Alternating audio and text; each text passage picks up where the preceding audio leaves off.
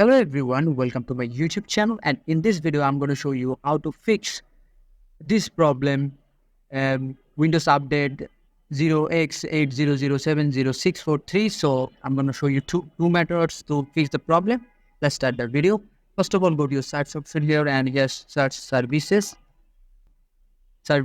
and click it to open.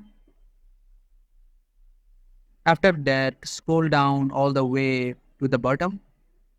And here you can see Windows Event Collector.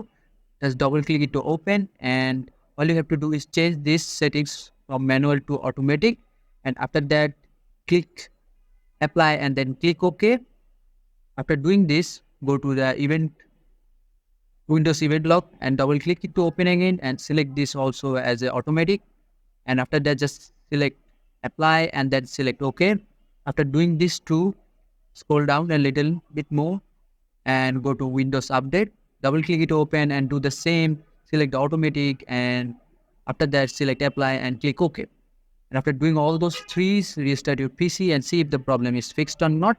If this doesn't help you fix your problem, now go to your command CMD, that is your command prompt, and select one as administrator and select yes. And after that, I'm gonna give 4 commands. I will provide this to the description. Copy the first command here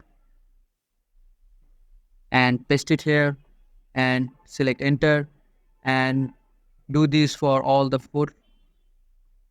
Copy and just paste it to your command prompt and enter, and do all 4 of them, and after that just restart your PC and see if the problem is fixed or not. So this is the video, and I will catch you guys in the next one.